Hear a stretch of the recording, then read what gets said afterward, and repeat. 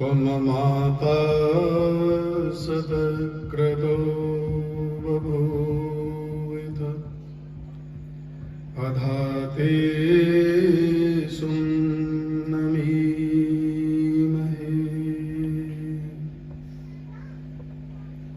मंच पर उपस्थित पूज्य स्वामी जी महाराज,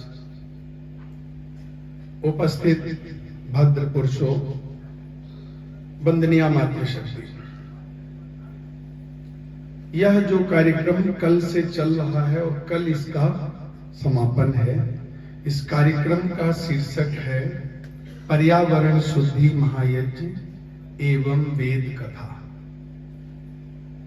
और हमारे गुरुदेव पूज्यपाद आचार्य वागीश जी इस आयोजन के मुख्य वक्ता हैं, जो अभी आने वाले हैं। अभी तक जब तक वो नहीं पहुंच पा रहे हैं, तब तक हम आपके बीच में वेद कथा के विषय में, वेदों के विषय में चर्चा करेंगे। एक बार एक हरियाणा का चौधरी किसी किराने की दुकान पर जाता है और उस दुकानदार से कहता है, लाला जी, तुम्हारी दुकान में क्या है?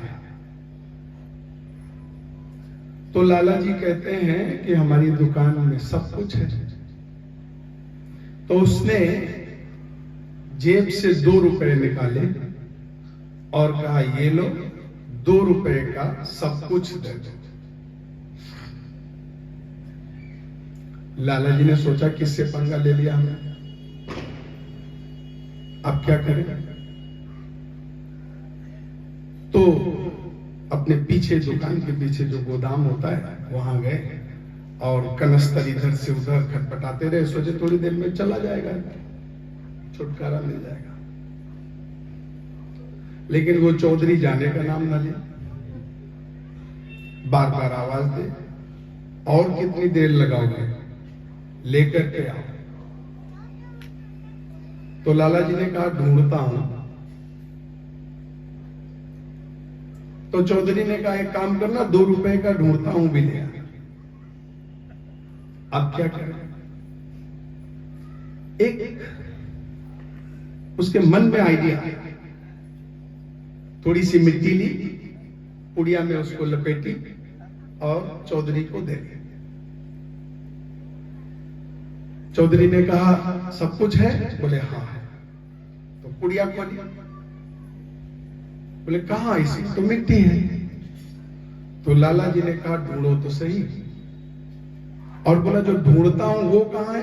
बोला, वो भी इसी में, ढूंढो तो सही। आप मिट्टी में जब परिश्रम करते हैं, मेहनत करते हैं, तो इस धरती से सब कुछ हमको मिलता है।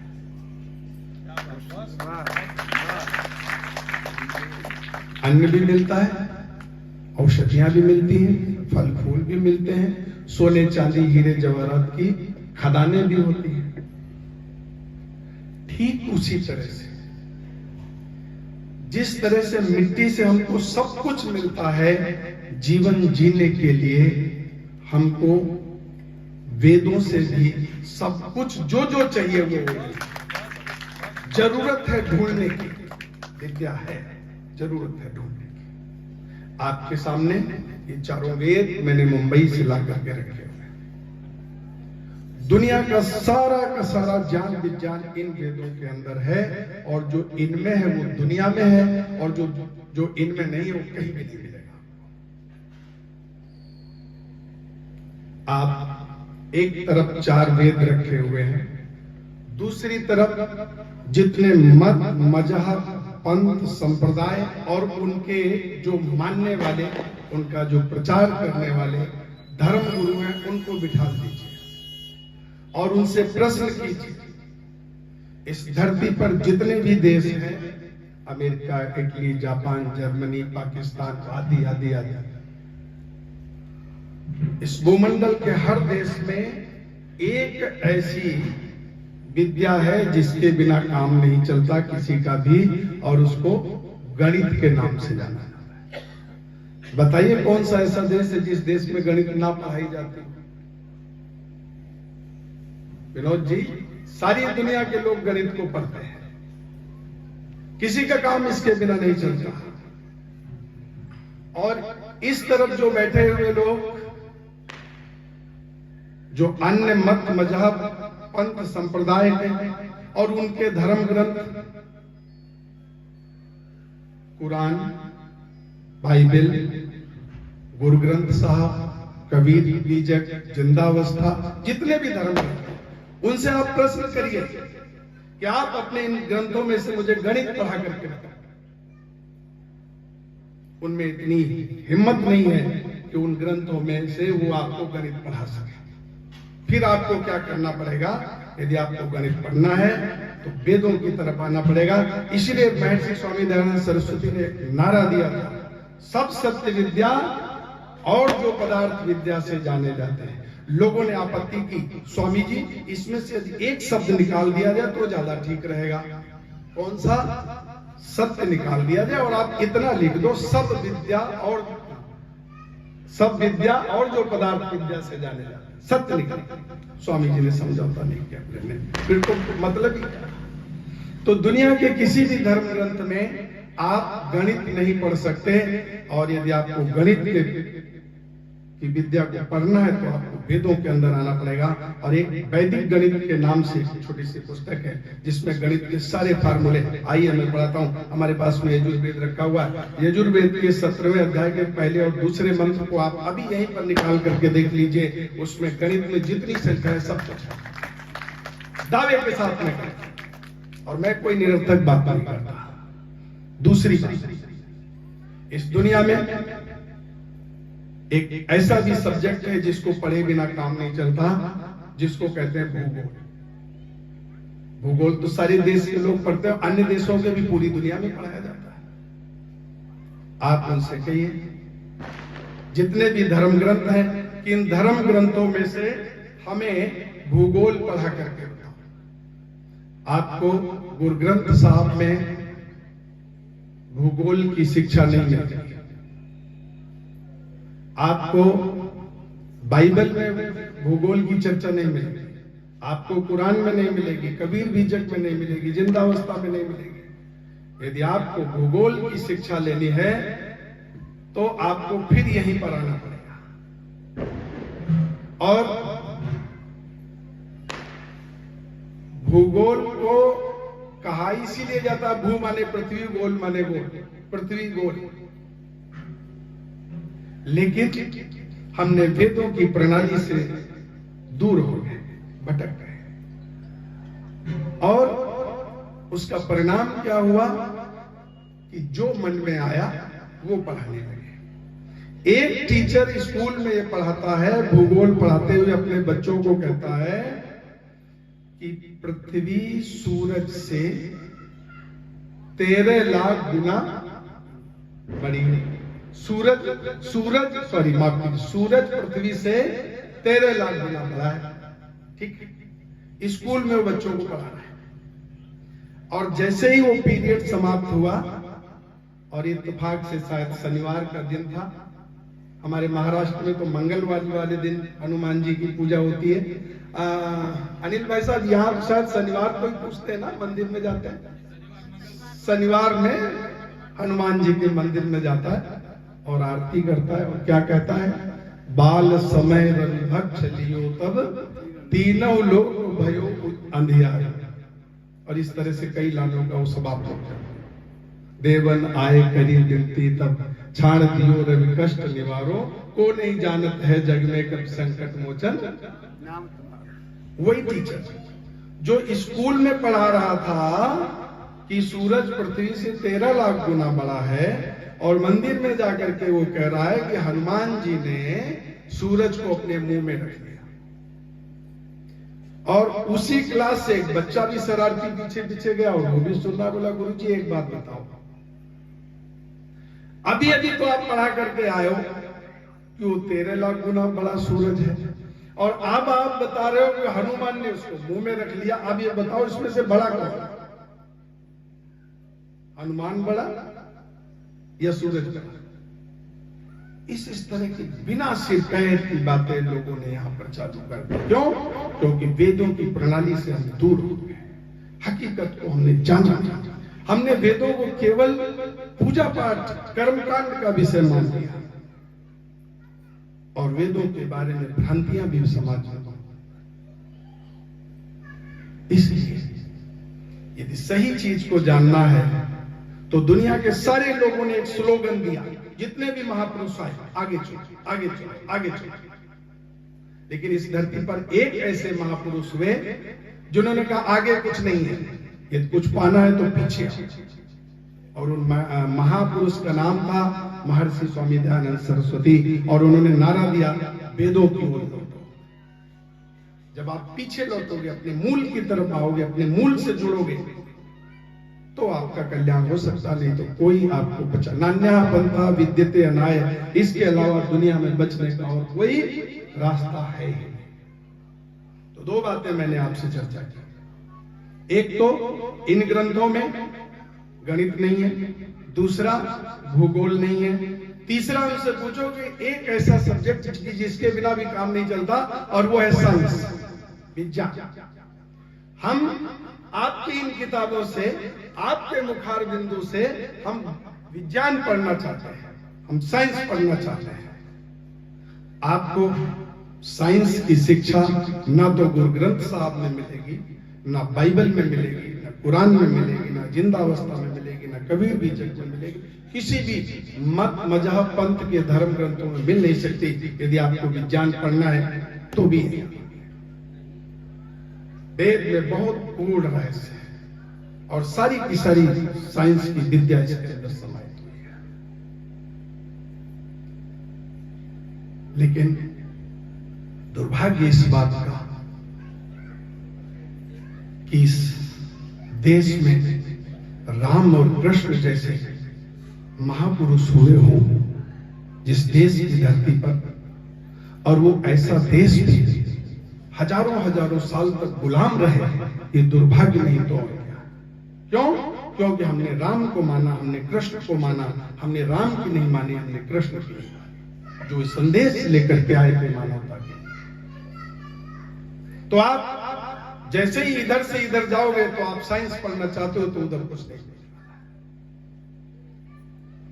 और ऋषि दयानंद सरस्वती ने तो सत्यार्थ प्रकाश में लिखा है,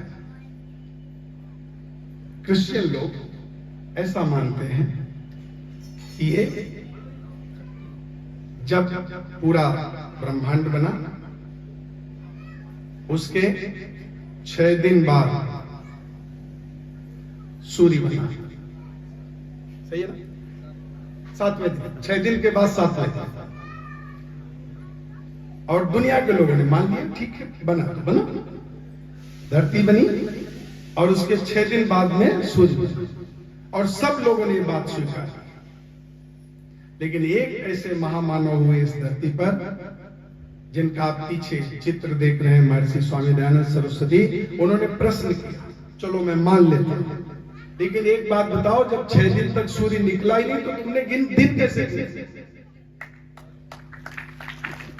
दिन कैसे गिने? और एक और पश्चिम के बहुत अच्छे दार्शनिक हुए जिनको गैलीलियो के नाम से जाना जाता है। उन्होंने वेदों को पढ़ा और वेदों को पढ़ने के बाद में फिर अपने ही लोगों से कहा कि भाई जो तुम इसमें बाइबल में चर्चा करते हो कि ये पृथ्वी चपटी हुई है, ऐसा नहीं है, ये पृथ्वी चपटी हुई नहीं है, पृथ्वी गोल है। इसीलिए हमने अभी बताया कि भूगोल का मतलब ही होता है कि पृथ्वी। तो वहां के लोग हठी और दुराग्रही, वो मानने को तैयार नहीं। उन्होंने कहा तुम्हारी समझ में आ गया ना? बोले हाँ, मैंने पढ़ा है, मेरी समझ में आ गया। बोले तो चुप बैठो, बोलो मत। क्यों? क्योंकि उसके बोलने से वो और उनके धर्म ग्रंथ झूठे होते हैं, वेद की बात। और एक समय ऐसा आया है ऋषि दयानंद सरस्वती जी के बाद में कि अन्य मत मजहब वाले लोगों ने जब ऋषि को सुना, जाना, तो अपने धर्म ग्रंथों में बहुत सारी चीजों को, जो अनर्गल बातें थी, वो हटा करके बाहर कर दी। लेकिन उसने कहा कि मैंने वेद पढ़ा इसलिए सत्य को सत्य कहूंगा, मैं तुम्हारे कहने से चुप रहने वाला नहीं हूं, उसका परिणाम ये हुआ कि उन लोगों ने उसको मार दिया। क्यों? क्योंकि सत्य सुनना चाहते थे। और इस धरती पर जितने भी बड़े बड़े महापुरुष हुए और जिन्होंने भी समाज सुधार का काम करने की कोशिश की, उनमें से ज्यादातर लोगों को यही हाल है। क्यों? क्योंकि हम सत्य सुनना स्वीकार नहीं करते। सत्य हमारा डाइजेशन खराब है, हम हजम नहीं कर पाते सत्य बात। इटली के अंदर एक और महिला हुई जिसका नाम था हाइपेशिया। उसने एक बात कही, उसने कहा कि मैंने वेदों के आधार पर आसमान में जितने भी नक्षत्र हैं, तारे हैं, जो भी एक्टिविटीज हैं, उन सब के विषय में बारीकी से जानकारी दी है। और मैं इस निष्कर्ष पर पहुंची हूं कि जितने छोटे छोटे ग्रह उपग्रह हैं वो अपने से बड़े ग्रहों का चक्कर लगाते हैं। छोटे ग्रह बड़े ग्रहों का चक्कर लगाते हैं। तो फिर उसका विरोध हुआ वहां पर, और इतना विरोध हुआ कि उस हाइपेशिया नाम की महिला को बहुत ही बेइज्जत करके और बहुत बेरहमी से 14 फरवरी 1600 में उसको मार दिया। तो आप जितने भी वेद के अलावा तथाकथित धर्म ग्रंथ हैं, उसमें ना तो आपको भूगोल मिलेगी, ना आपको उसमें मैथ मिलेगा, ना आपको उसमें साइंस मिलेगा।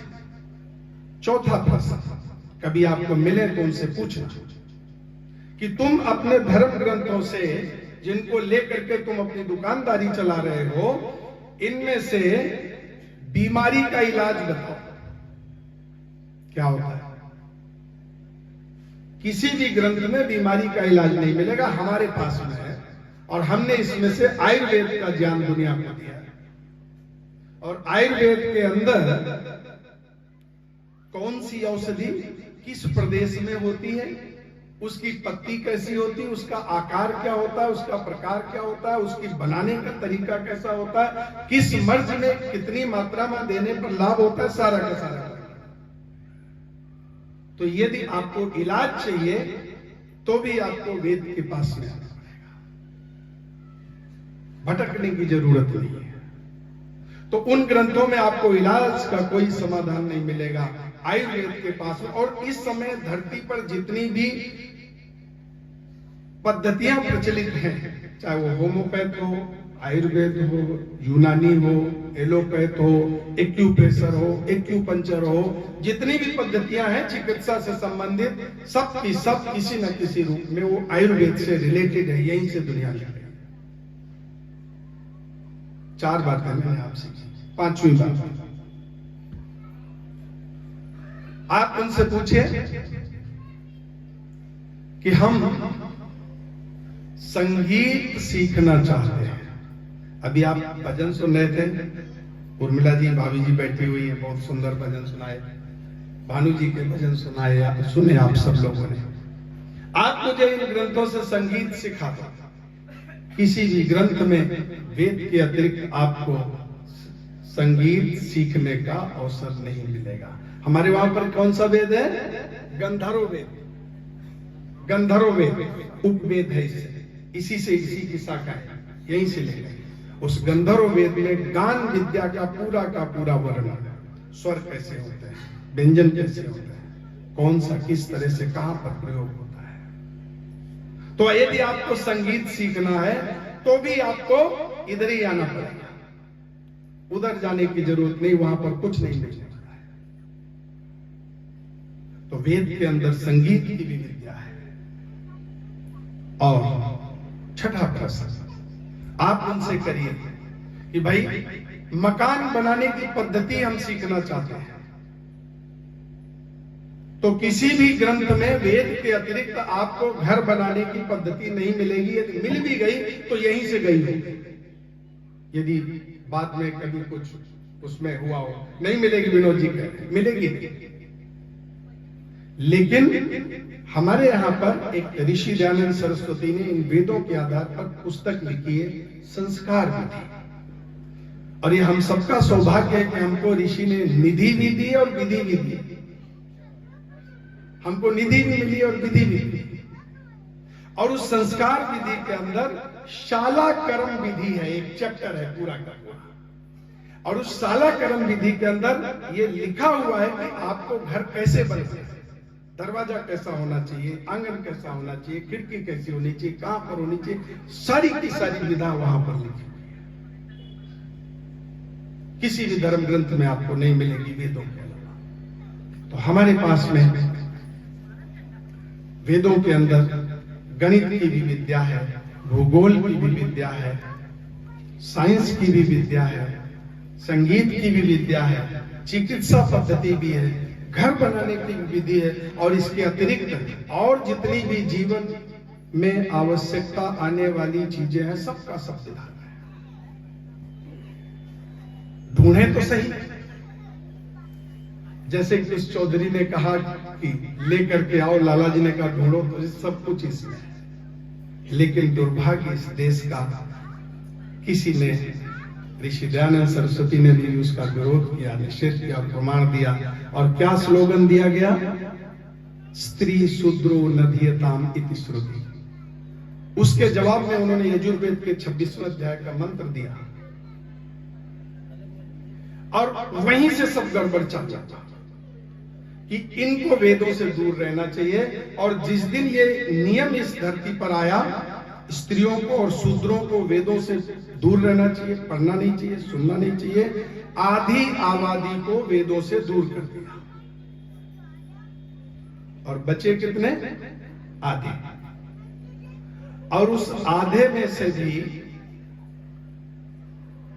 जो क्षत्रिय लोग थे, योद्धा थे, सूरमा थे, उनसे कहा ये तो तुम छोड़ दो, ये तुम्हारा काम नहीं है, ये तो हम देख लेंगे, तुम तो लड़ाई करो, पहलवानी करो, घी दूध देखो, दंड बैठक लगाओ, ये हमारा काम है। फिर कितने बचे? 37.5%। उसके बाद में दूसरा नंबर आया वैश्यों का, व्यापारियों का। बोले तुम तो 2 के 4 कैसे बने वो देखो, कपड़ा नापते नापते मीटर को कैसे घुमाना है वो तुम्हारा काम है, मिलावट कैसे करनी वो देखो, ये हम संभाल लेंगे। 37.5 में से 12.5 और निकाल दो, कितने बचे विनोद जी? समथिंग नहीं, साढ़े हाँ, अब बचे कितने? 24, 24.5।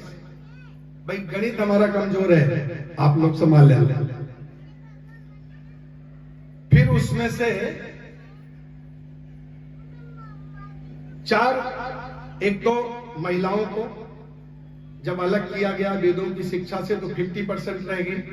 50 में से शूद्र जो थे उनको अलग किया गया, तुम्हारा काम नहीं, 37.5 में से फिर क्षत्रियों को किया गया 24.5, और फिर उसमें से भी जब वैश्यों को किया गया तो 12.5, और बचे कितने? 12.5%। और उस 12.5% में से भी 6% शराबी, कवाबी, अय्यासी और धूर्त, चोर, मक्कार, उचक्के, लुटे।